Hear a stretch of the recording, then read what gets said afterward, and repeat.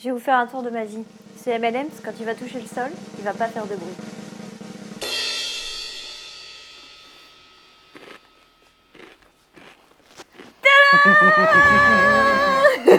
Bonjour. Salut à tous, aujourd'hui vidéo très spéciale puisque je suis accompagnée de mon frère. Bonjour. Pour son anniversaire, je lui ai offert un couple de xylotropestres Guidéon. Et on a dit qu'on allait faire le terra en vidéo avec vous pour vous montrer un peu comment on peut arranger tout ça.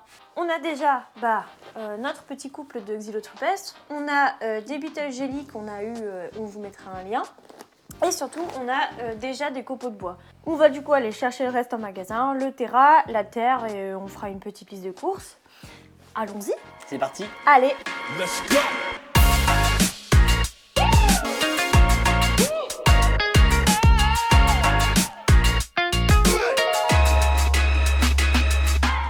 Ok, alors il nous faut trouver ton terra, de la terre, Ouais. on t'expliquera, un tapis chauffant, un thermostat et la déco que tu veux. Ok, cool. Allons-y. Cool. Ce qu'il faut privilégier, c'est qu'il faut que ça soit assez haut parce qu'ils aiment bien s'enterrer et du coup il vaut mieux leur laisser un peu d'espace, tu vois, vaut mieux un truc un peu haut. Ouais. Ça c'est pas possible parce qu'il y a trop peu d'espace. Soit on peut partir sur un terra plus traditionnel, donc là type terra à reptiles, sauf que celui-là est très grand donc tu vas galérer à maîtriser si par exemple tu as des moucherons et des trucs qui arrivent, ça va être nué. Donc Ouais. il vaut mieux plus petit, mais de ce genre là c'est possible.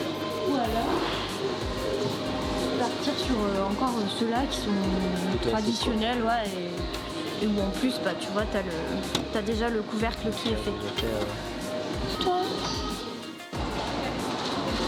Il est classe. Ouais. J'aime bien celui-là. On prend celui-là? Ouais, il est Bah on part là-dessus alors. cool. Du coup on a acheté des copeaux, on t'expliquera qu'il faut faire un petit mélange et tout pour le substrat. Ok. Là on va aller chercher de la terre, et surtout sans engrais et tout et produits chimiques. On va trouver ça ici.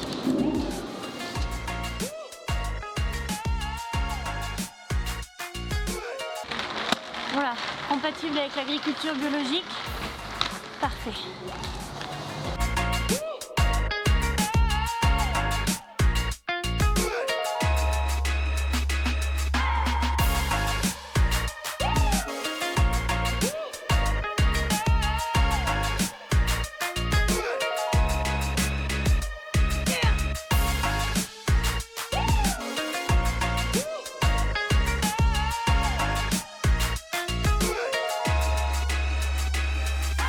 Ok, on récapépète. On a Récapépète. le terrarium, on a la terre, on a le tapis chauffant qui est chez toi, le thermostat, on en prendra un sur Amazon, de la déco. On est bon? C'est bon? Parfait. Parfait. Let's go. Let's go. Ok, ben on a tout. On a pris du coup ce terra là, on a pris une jolie petite plante, de la déco, on a nos Beetle Jelly, nos insectes, notre terre. Ben, je pense qu'on peut commencer à assembler tout ça. Génial. On va commencer par le terra. Tu l'as nettoyé parce que c'est vrai que ça sentait encore un peu l'industriel, je sais pas ce que c'était, mais des produits peut-être pas cool. Donc je conseille toujours de rincer une fois les terras, c'est toujours mieux. On sait jamais, au moins on enlève tous les résidus qui pourraient rester des industries. Première étape, on va faire le mélange terre et sciure de bois. Pourquoi on a pris de la sciure de bois? Parce qu'on a un couple et que du coup ils vont pouvoir commencer à se reproduire. D'où leur nom. Exactement. Adam et Ève. Adam et Ève, c'est les premiers que t'as. T'as jamais eu d'insectes avant comme ça Des phasmes. Mais bon, c'est pas le C'était le même premier gabarit. quoi. coléoptère, quoi. Ouais. Du coup, on va faire notre petit mélange dans notre terrarium. Et comme on a nettoyé le terrain, est-ce qu'on devrait pas nettoyer tes dents aussi, qui ont une haleine de NMMC? On commence par la terre. On commence par la terre. On va ouvrir ça. On va mettre un bon 5 ou 7 cm, enfin même plus que ça, un bon 10. Ok, parce que 15 c'est une espèce centimètres. qui s'enfouit, tu m'avais raconté. C'est ça, ouais. La femelle, de toute façon, elle va vouloir s'enterrer pour aller pondre. Et de toute façon, ils aiment bien avoir des petites cachettes pour rester dans la terre. On va faire un mélange avec ces copeaux, mais il ne faut pas qu'il y en ait trop, ça sert à rien. Et Les surtout, on va proportions, c'est faire quoi un côté. 50-50. Ouais, c'est ça. Et surtout, on va faire un côté où il va y en avoir un peu plus. Comme ça va être son coin de ponte et ça va faciliter pour toi le travail de trouver les œufs et les larves. Tiens, on va faut le mettre. Et on fait notre mélange. On va aussi planter du coup ta petite plante. Du coup, je me rappelle des conseils de maman qui disaient il faut tourner le pot doucement. Et voilà. Pas mal. Je fais un trou, milieu plutôt. Yes. Bah, là, c'est déco, donc comme tu le sens. Je vais faire au milieu comme ça pour grandir plus longtemps. Ah bah non, si je veux pouvoir passer ma main. Il faut penser au fait que si tu veux récupérer tes insectes, il faut que tu puisses passer ta main tranquillement. Tiens, vas-y, hop. Oh! Ça fait un peu comme si on faisait de la cuisine, je trouve. Genre, je me présente une émission de cuisine. Il faut savoir qu'on a choisi une terre qui est compatible avec l'agriculture biologique. Comme ça, on est sûr qu'elle n'est pas traitée, qu'il n'y a pas des choses chimiques dedans. On aurait pu prendre de la terre en forêt et la stériliser, comme tu m'avais dit, formation en biologie. C'est-à-dire, il faut faire quoi? Four à 200 degrés. Pendant Ça combien marche de temps pour plein de tu crois choses. Oh, je sais pas, 2 heures. Plus c'est long, mieux c'est quoi. Et du coup, ça détruit tous les organismes qui sont présents dans la terre. Ça tue tout ce qui avait de vivant dedans, ouais. Et en fait, ça permet d'être sûr de ne pas importer dans son terrain des organismes ou des petits insectes qu'on n'aimerait pas avoir, type par exemple des scolopendres qui pourraient manger les œufs après. On a fini de mettre la terre et de planter notre petite plante. Donc on a bien fait un mélange de terre et de copeaux de bois. Maintenant, on va pouvoir venir humidifier. Le mieux, c'est d'utiliser de l'eau déminéralisée, comme ça on est sûr qu'il n'y a pas de traces de calcaire qui vont se former sur notre vitre. Non. C'est grave. Faut y aller allègrement ou Ouais, pour démarrer, c'est bien de bien humidifier. ça vit dans des milieux plutôt humides, ce genre d'insectes? En fait, c'est un insecte qui est originaire d'Indonésie. Du coup, la forêt est assez humide et chaud. C'est pour ça qu'on va venir mettre un tapis chauffant. Mais après, c'est quand même une espèce qui est très facile. C'est une espèce qu'on conseille aux gens qui débutent. Elle est relativement adaptable à tout type de milieu. Si on oublie d'humidifier, elles vont s'adapter. Mais après, effectivement, le mieux, c'est d'avoir quand même cette humidité chaude dont ils sont originaires. Et pour la ponte, il faut des conditions particulières, genre c'est en une saison particulière, du coup il faut que ce soit plus ou moins humide ou... En gros, là, ils viennent d'émerger, c'est-à-dire qu'ils ont quitté l'état de nymphe et ils sont adultes. Ils ont eu leur période d'inactivité. Une fois qu'il a quitté sa nymphe, il est en état de pause, entre guillemets, il se remet de ses émotions, on va dire, et il a besoin d'une période d'inactivité. C'est pour ça qu'ils sont dans des petites boîtes. Comme ça, dans de la sciure de bois, on ménage en fait un peu leur énergie, entre guillemets, et une fois qu'ils sont prêts, ils sont matures sexuellement et ils auront la capacité et l'énergie pour pouvoir s'accoupler et avoir une ponte au meilleur moment. Cette période est variable selon les espèces. Parfait, on a bien humidifié notre terra. On va passer à la déco. Du coup, on a pris un petit bout de bois pour venir y déposer la Beetle Jelly. Il faut savoir que les Xylotrupes ont une corne assez conséquente et du coup, on peut pas laisser un pot entier comme ça. On doit le couper en deux parce que sinon, il n'arrivera pas à manger. Je te laisse couper. On occupe. Autre chose aussi, pourquoi est-ce qu'on a décidé de prendre un bout d'écorce de bois pour pouvoir le mettre dessus? C'est que s'il y a la moindre parasitage de moucheron par exemple, on pourra simplement retirer le bout de bois et venir le nettoyer pour enlever les œufs éventuels. Oh, tu vas pouvoir le mettre dans ton terrain du coup. Est-ce que ça va rentrer?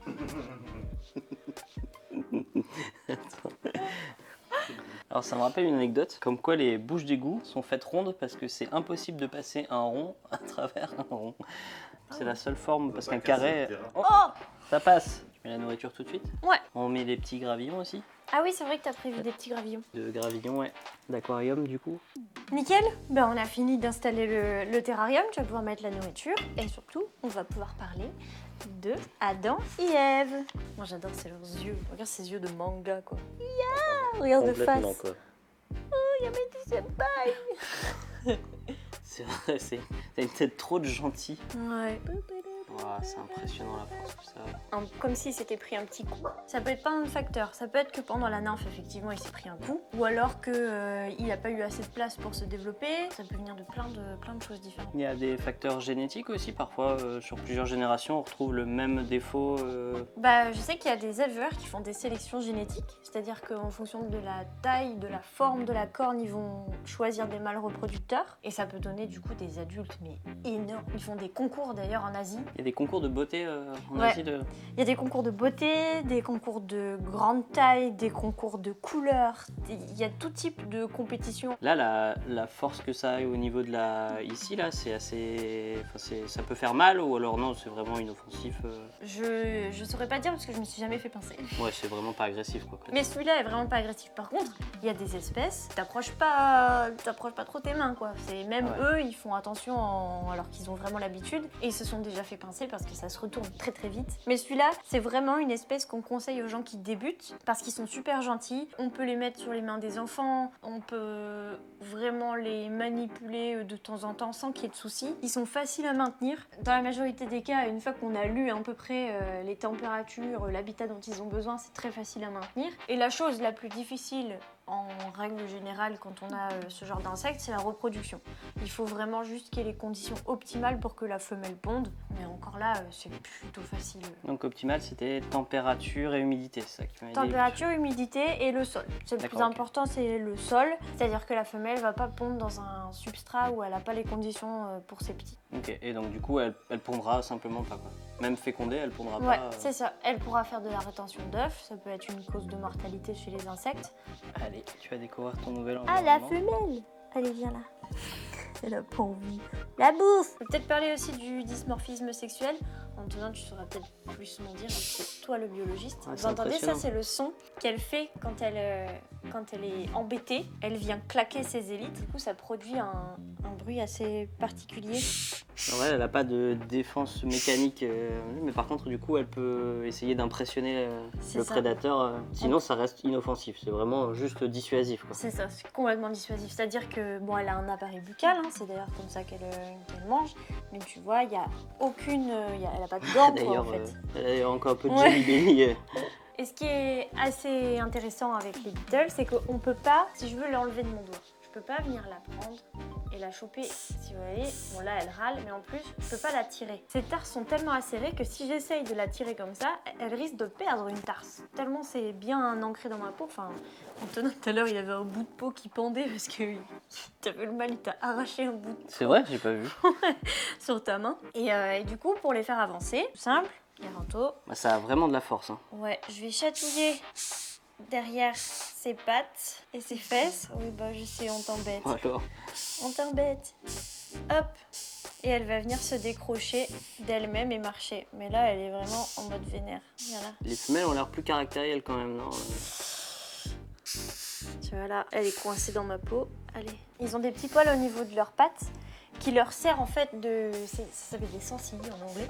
Mais qui viennent en fait leur dire qu'il y a quelque chose. Donc du coup, qui leur donne le réflexe de bouger. Bah, le mâle, déjà, elle est mangée. Tout de suite Ouais. compris. Direct. C'est super glouton comme espèce.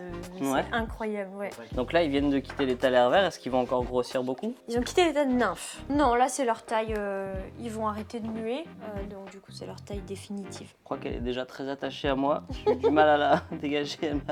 Elle m'a accroché la peau. Ce qui est marrant, c'est que dans la nature, le mâle va aller à un point de nourriture et il va attendre les femelles. C'est-à-dire qu'il va profiter que la femelle va être la tête de la nourriture en train de manger pour pouvoir se reproduire. Donc là, on voit, ça y est, il a trouvé son point de nourriture, il attend que la femelle arrive, en mangeant hein, quand même. Il a quand même pas oublié qu'il fallait manger. Tiens, plante-le, sinon elle va aller dans la... du coup... Oh Pole dance. Une barre de pompier. Hop là. Oh, Oh, oh. voilà. Adam et Ève sont dans leur petit terrain. On va surtout pas venir remettre le bouchon en liège parce qu'ils ont besoin d'oxygène. Par contre, on va venir mettre un filet très très fin, type, moi ce que j'aime bien faire c'est recycler des anciens collants, type collants résine, t'as ça non, des collants Oui. Des collants type couleur J'ai un chair. stock. Donc du coup, je viens les recycler et je viens englober du coup les terrariums avec. Ça laisse l'oxygène passer et surtout ça permet qu'on n'ait pas de moucherons et de mouches qui viennent dans le terrarium parasiter par exemple la nourriture. Alors, Xylotropes, c'est hyper compliqué à dire. Est-ce qu'il n'y a pas un petit nom simple? Tu peux les appeler des guidéons. Guidéon. Et enfin, dernière étape, ça va être de venir mettre le tapis chauffant. Ok, parce que température idéale, c'est combien du coup à peu près? Enfin 23 degrés. Entre 20 et 23 degrés. Surtout, ce qu'il faut pas oublier, bon là on a pris ce tapis chauffant là qui vient de chez nous parce qu'il faut qu'on retrouve le tien.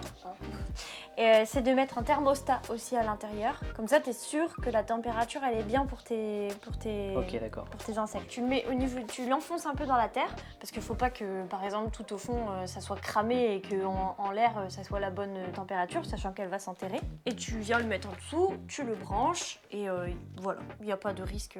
Et humidité, du coup, tous les combien? Humidité, tous les jours, un pchit c'est bien. Faut que la terre soit humide mais pas détrempée. Et en termes de goût, ils ont des préférences particulières sur les fruits ou alors non c'est... Eh ben étonnamment oui. Ouais. Ouais, moi j'ai vu que selon les insectes, pas forcément les espèces mais vraiment selon les L'individu, insectes, quoi. l'individu, et ben ils ont leurs préférences. Il y en a qui vont préférer, je crois que ça c'est banane, là ils ont orange, ça doit être kiwi. Faut que je varie ou alors non, je leur mets que ceux qui préfèrent Non, tu peux varier. Après, niveau nutriments, ils ont tout ce qu'il faut. Donc du coup, c'est à toi de voir. Si t'as Ok. que des jaunes, c'est pas grave. Si tu peux varier, bon, c'est toujours mieux, mais les nutriments restent les mêmes. On va pouvoir conclure en vous annonçant qu'on va faire un giveaway. On va vous faire gagner un tapis chauffant pour avoir de quoi C'est préparer moi l'arrivée. qui choisit qui gagne. Non. Ça sera un tirage au sort. Du coup, pour gagner ce tapis chauffant, il faut que vous soyez abonné à la chaîne, que vous ayez activé la cloche de notification et que vous laissiez un commentaire sous cette vidéo dans la semaine de sa sortie. Ensuite, on fera un tirage au sort et vous allez peut-être gagner. En chance. Bon, en tout cas, merci d'avoir regardé cette vidéo. J'espère que Merci ça à vous vous. aura plu. J'espère que ton petit terrain et Ouais. tes insectes vont bien s'en sortir. Ah, je vous donnerai des nouvelles. Avec grand plaisir. On en mettra sur Instagram. En tout cas, merci et à bientôt. Merci beaucoup. Je vais vous faire un tour de magie. C'est M&M's, quand il va toucher le sol, il va pas faire de bruit. Bah si. Eh bah si. Let's go.